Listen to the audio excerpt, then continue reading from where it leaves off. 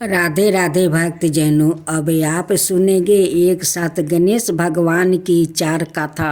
पौराणिक एवं प्रचलित श्री गणेश कथा के अनुसार एक बार देवता कई विपदाओं में घिरे थे। तब वो मदद मांगने भगवान शिव के पास आया। उसे समय शिव के साथ कार्तिकेय और गणेश जी भी बैठे थे। देवताओं की बात सुनकर शिव जी ने कार्तिकेय और गणेश जी से पूछा कि तुम में से कौन देवताओं के कष्टों का निवारण कर सकता है। तब कार्तिकेय और गणेश जी दोनों ने ही सवाए को इस कार्य के लिए क्षमा बताया। इस पर भगवान शिव ने दोनों की परीक्षा लेते हुए कहा कि तुम दोनों में से जो सबसे पहले पृथ्वी की परिक्रमा करके आएगा वो ही देवताओं की मदद करने जाएगा। भगवान शिव के मुख से यह वचन सुनते ही कार्तिकेय अपने वाहन मोर पर बैठकर पृथ्वी की परिक्रमा के लिए निकल गया। परंतु गणेश जी सोच में पड़ गया कि वो चूहे के ऊपर चढ़कर सारी पृथ्वी की परिक्रमा करेंगे तो इस कार्य में उन्हें बहुत समय लग जाएगा। तभी उन्हें एक उपाय सूझा।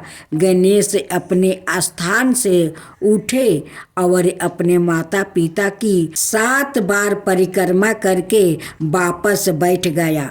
परिक्रमा करके लौटने पर कार्तिकेय सवाई को विजयता बताने लगा। तब शिव जी ने श्री गणेश से पृथ्वी की परिक्रमा न करने का कारण पूछा। तब गणेश ने कहा, माता पिता के चरणों में ही समस्त लोक है। यह सुनकर भगवान शिव ने गणेश जी को देवताओं को संकट दूर करने की आज्ञा दी। इस प्रकार भगवान शिव ने गणेश जी को आशीर्वाद दिया कि चतुर्थी के दिन जो तुम्हारा पूजन करेगा और रात्रि में चंद्रमा को अर्घ देगा उसके तीनों तप यानी दैनिक तपो, दैविक तप और भौतिक तप दूर होगा। इस व्रत को करने से व्रतधारी के सभी तरह के दुख दूर होगा और उसे जीवन में भौतिक सुख की प्राप्ति होगी। चारों तरफ से मनुष्य की सुख समृद्धि बढ़ेगी। पुत्रादि धन ऐश्वर्य की कमी नहीं रहेगी। गणेश चतुर्थी व्रत की दूसरी कथा। एक समय की बात है, राजा हरिश्चंद्र के राज्य में एक कुम्हार था। वो मिट्टी के बर्तन बनाता लेकिन वो कच्चे रह जाते थे। एक पुजारी की सलाह पर उसने इस समस्या को दूर करने के लिए एक छोटे बालक को मिट्टी के बर्तनों के साथ आवा में डाल दिया। उस दिन संकष्टी चतुर्थी का दिन था। उस बच्चे की माँ अपने बेटे के लिए परेशान थी। उसने गणेश जी से बेटे की कुशलता की प्रार्थना की। दूसरे दिन जब कुम्हार ने सुबह उठकर देखा तो आवा में उसके बर्तन तो पक गया था लेकिन बच्चे का बाल पका भी नहीं हुआ था। वो डर गया और राजा के दरबार में जाकर सारी घटना बताई। इसके बाद राजा ने उस बच्चे और उसकी माँ को बुलाया तो माँ ने सभी तरह के विघ्न को दूर करने वाली संकष्टी चतुर्थी का वर्णन किया। इस घटना के बाद से महिलाएं संतान और परिवार के सौभाग्य के लिए संकट चौथे का व्रत करने लगी। अब तीसरी कथा। एक समय की बात है कि विष्णु भगवान का विवाह लक्ष्मी जी के साथ निश्चित हो गया। विवाह की तैयारी होने लगी। सभी देवताओं को निमंत्रित भेजा गया, परंतु गणेश जी को निमंत्रित नहीं दिया। कारण जो भी रहा हो, अब भगवान विष्णु की बारात जाने का समय आ गया। सभी देवता अपनी पत्नियों के साथ विवाह समारोह में आए।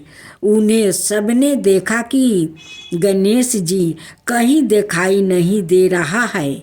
तब वो आपस में चर्चा करने लगा कि क्या गणेश जी को नहीं न्योता है या सवाई गणेश जी ही नहीं आए हैं। सभी को इस बात पर आश्चर्य होने लगा। तभी सबने विचार किया कि विष्णु भगवान से ही इसका कारण पूछा जाए। विष्णु भगवान से पूछने पर उन्होंने कहा कि हमने गणेश जी की पिता भोलेनाथ महादेव को न्योता भेजा है। यदि गणेश जी अपने पिता के साथ आना चाहते हो तो आ जाते। अलग से न्योता देने की कोई आवश्यकता भी नहीं थी। दूसरी बात यह है कि उनका 1.25 मन मूंग, 1.25 मन चावल, 1.25 मन घी और 1.25 मन लड्डू का भोजन दिन भर में चाहिए। यदि गणेश जी नहीं आएंगे तो कोई बात नहीं, दूसरे के घर जाकर इतना सारा खाना पीना अच्छे भी नहीं लगता। इतनी बात कर ही रहे थे कि किसी एक ने सुझाव दिया, यदि गणेश जी आ भी जाए तो उनको द्वारपाल बनाकर बैठा देंगे कि आप घर की याद रखना। आप तो चूहे पर बैठकर धीरे धीरे जाएंगे तो बारात से बहुत पीछे रह जाएंगे। यह सुझाव भी सबको पसंद आ गया तो विष्णु भगवान ने भी अपनी सहमति दे दी। होना क्या था कि इतने में गणेश जी वहाँ आ पहुँचे और उन्हें समझा बुझा कर कि रखवाली करने बैठा दिया। बारात चल दी। तब नारद जी ने देखा कि गणेश जी तो दरवाजे पर ही बैठे हुए हैं। तो वो गणेश जी के पास गया और रुकने का कारण पूछा। गणेश जी कहने लगे कि विष्णु भगवान ने मेरा बहुत अपमान किया है। नारद जी ने कहा कि आप अपनी मूषक सेना को आगे भेज दे तो वो रास्ता खोद देगी, जिससे उनके वाहन धरती में धंस जाएंगे। तब आपको सम्मान पूर्वक बुलाना पड़ेगा। अब तो गणेश जी ने अपनी मूषक सेना जल्दी से आगे भेज दिया और सेना ने जमीन पोली कर दी। जब बारात वहाँ से निकली तो रथ के पहिया धरती में धंस गया। लाख कोशिश करे परंतु पहिया नहीं निकले। सभी ने अपने अपने उपाय किया परंतु पहिया तो नहीं निकले। बलिक जगह जगह से टूट गया। किसी की समझ में नहीं आ रहा था कि अब क्या किया जाए। तब तो नारद जी ने कहा, आप लोग ने गणेश जी का अपमान करके अच्छा नहीं किया। यदि उन्हें मना कर लाया जाए तो आपका कार्य सिद्ध हो सकता है और यह संकट टल सकता है। शंकर भगवान ने अपने दूत नंदी को भेजा और वो गणेश जी को लेकर आया। गणेश जी का आदर सम्मान के साथ पूजन किया। तब कहीं रथ के पहिया निकले। अब रथ के पहिए निकल गया परंतु वो टूट फूट गया तो उन्हें सुधार कौन करेगा। पास के खेत में खेती काम कर रहा था, उसे बुलाया गया। खेती अपना कार्य करने के पहले श्री गणेश से नमो कह कर गणेश जी की वंदन मन ही मन करने लगा। देखते ही देखते खेती ने सभी पहियों को ठीक कर दिया। तब खेती कहने लगा कि हे देवताओं, आपने सर्वप्रथम गणेश जी को नहीं मनाया होगा और ना ही उनकी पूजा की होगी, इसलिए तो आपके साथ यह संकट आया है। हम तो मूर्ख अज्ञानी है, फिर भी पहले गणेश जी को पूजते हैं, उनका ध्यान करते हैं। आप लोग तो देवगण है, फिर भी आप गणेश जी को कैसे भूल गया। अब आप लोग भगवान श्री गणेश जी की जय बोलकर जय तो आपके सब काम बन जाएंगे और कोई संकट भी नहीं आएगा। ऐसा कहते हुए बारात वहाँ से चल दी और विष्णु भगवान का लक्ष्मी जी के साथ विवाह संपन्न करा के सभी कुशल घर लौट आया।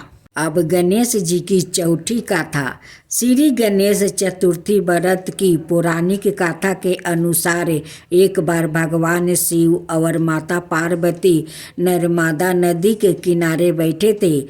वहाँ माता पार्वती ने भगवान शिव से समय व्यतीत करने के लिए चौपार खेलने को कहा। शिव चौपार खेलने के लिए तैयार हो गए, परंतु इस खेल में हार जीत का फैसला कौन करेगा, यह प्रश्न उनके समक्ष उठा तो भगवान शिव ने कुछ तिनके एकत्र कर उसका एक पुतला बनाकर उसकी प्राण प्रतिष्ठा कर दी और पुतले से कहा, बेटा, हम चौपार खेलना चाहते हैं, परंतु हमारी हार जीत का फैसला करने वाला कोई नहीं है, इसलिए तुम बताना कि हम दोनों में से कौन हारा और कौन जीता। उसके बाद भगवान शिव और माता पार्वती का चौपार खेल शुरू हो गया। यह खेल 3 बार खेला गया और संजोग से तीनों बार माता पार्वती ही जीत गई। खेल समाप्त होने के बाद बालक से हार जीत का फैसला करने के लिए कहा गया, तो उसे बालक ने महादेव को विजय बताया। यह सुनकर माता पार्वती क्रोधित हो गई और क्रोध में उन्होंने बालक को लंगड़ा होने की कीचड़ में पड़े रहने का श्राप दे दिया। बालक ने माता पार्वती से माफ़ी मांगी और कहा कि यह मुझसे अज्ञानता वश ऐसा हुआ है, मैंने किसी दोष भाव से ऐसा नहीं किया है। बालक द्वारा क्षमा मांगने पर माता ने कहा, यह गणेश पूजन के लिए नाग कन्या आएगी, उनके कहे अनुसार तुम गणेश व्रत करो, ऐसा करने से तुम मुझे प्राप्ति करोगे। यह कहकर माता पार्वती शिव के साथ कैलाश पर्वत चली गई। 1 बरस के बाद उस स्थान पर नाग कन्या आई। तब नाग कन्याओं से श्री गणेश के व्रत की विधि मालूम करने पर उस बालक ने 21 दिन लगातार गणेश जी का व्रत किया। उसकी श्रद्धा से गणेश जी प्रसन्न हुए। उन्होंने बालक को मनोवांछित फल मांगने के लिए कहा। उस पर उस बालक ने कहा, हे विनायक, मुझ में इतनी शक्ति दीजिए कि मैं अपने पैरों से चलकर अपने माता पिता के साथ कैलाश पर्वत पर पहुंच सकूं और वो यह देख प्रसन्न हो। तब बालक को वरदान देकर श्री गणेश अंतर्ध्यान हो गया। इसके बाद वो बालक कैलाश पर्वत पर पहुंच गया और कैलाश पर्वत पर पहुंचने की अपनी गाथा उसने भगवान शिव को सुनाई। चौपार वाले दिन से माता पार्वती शिव जी से विमुख हो गई थी। अत देवी के रूस होने पर भगवान शिव ने भी बालक के बताया अनुसार 21 दिनों तक श्री गणेश का व्रत किया। इस व्रत के प्रभाव से माता पार्वती के मन में भगवान शिव के लिए जो नाराजगी थी वो समाप्त हो गई। तब यह व्रत विधि भगवान शंकर ने माता पार्वती को बताई। यह सुनकर माता पार्वती के मन में भी अपने पुत्र कार्तिकेय से मिलने की इच्छा जागृत हुई। तब माता पार्वती ने भी 21 दिन तक श्री गणेश का व्रत किया और दूब फूल और लड्डुओं से गणेश जी का पूजन अर्चना किया। व्रत के 21वां दिन कार्तिकेय सवाए माता पार्वती जी से आए मिलने। उस दिन से श्री गणेश चतुर्थी का यह व्रत समस्त मनोकामनाओं की पूर्ति करने वाला व्रत माना जाता है। इस व्रत को करने से मनुष्य के सारे कष्ट दूर होकर मनुष्य को समस्त सुख सुविधा प्राप्ति होती है।